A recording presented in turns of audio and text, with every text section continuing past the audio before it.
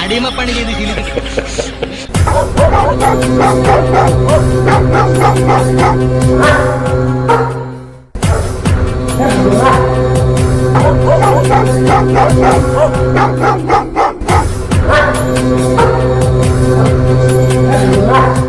മാലോകരെല്ലാം ഉണർന്ന് കർമ്മനിരതരായി.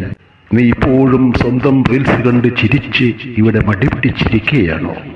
ഒരു കപട സന്യാസിയെ പോലെ. എന്താണ് യമരാജൻ വഴിതെറ്റി വന്നതാ? കാലന് വഴിതെറ്റാറില്ല. ഞാൻ നിന്നെ കൊണ്ടുപോകാൻ വന്നതാണ്. ചിത്രഗുപ്തന്റെ കണക്കു പുസ്തകത്തിൽ ഇന്ന് നിന്റെ ഭൂമിയിലെ ദിവസം അവസാനിക്കുകയാണ്. വരാൻ വഴിയില്ലല്ലോ. നീ ചിത്രഗുപ്തന്റെ കണക്കുകളെങ്ങാനും തെറ്റിപ്പോയോ? നീ ആരെയാണടാ പരിഹസിക്കുന്നത്? നിനക്ക് സകല ദൈവങ്ങളോടും പുച്ഛമാണല്ലേ? ഞാൻ വിചാരിക്കുന്നതേ സ്വർഗവും നരകവും ഒക്കെ ഇവിടെ തന്നെയാണെന്നാണ്. അത് നിന്റെ മൂഢവിശ്വാസം. സത്യസന്ധമായി പറ, നിനക്കിവിടെ സുഖമോ ദുഃഖം? എനിക്ക് ഭൂരിപക്ഷം ദിവസങ്ങളും നരകത്തിലുമാണ്. എങ്കിലിരുന്ന് വാചകമടിക്കാതെ ഇറങ്ങി വാടാ മണ്ട. Come on, let us go. ഇതെന്താ പ്രശ്നം എന്നറിയാല. പക്ഷെ ഇടയ്ക്ക് വരുന്ന ചില ദിവസങ്ങളുണ്ടല്ലോ വളരെ ഹാപ്പി.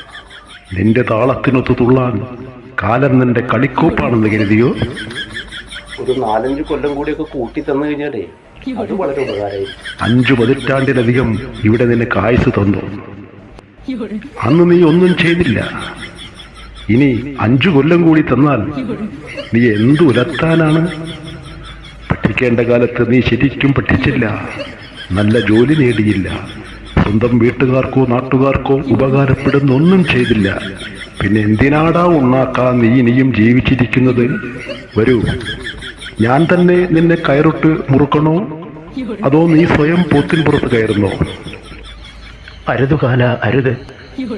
ഞാനിവിടെ തെരഞ്ഞെടുപ്പിന് നിൽക്കുന്നുണ്ട്. ജയിച്ചാൽ കാലന്റെ പോത്തിന് ഒരു സ്വർണ്ണ കിരീടവും കൊമ്പിലും കുളമ്പിലും സ്വർണ്ണച്ചുറ്റും വഴിപാടായി തന്നേക്കാം. കുറച്ചു കാലം കൂടി എനിക്ക് തന്നുകൂടെ കാല? ആ ചിത്രഗുപ്തന്റെ കണക്കുകൾ ഒന്ന് തിരുത്തു കാല, പ്ലീസ് പ്ലീസ് കാല, പ്ലീസ്. അപൂർവങ്ങളിൽ അപൂർവമായി ചിത്രഗുപ്തനും കണക്കുകൾ തിരുത്താറുണ്ട്. നിനക്ക് കുറച്ചു കാലം കൂടി ഇവിടെ വസിക്കാം. ഇനിയൊരു മുന്നറിയിപ്പുണ്ടാവില്ല, ഓർമ്മയിലിരിക്കട്ടെ. ഓക്കേ, ഇനി സന്ധിക്കും വരെ വണക്കം.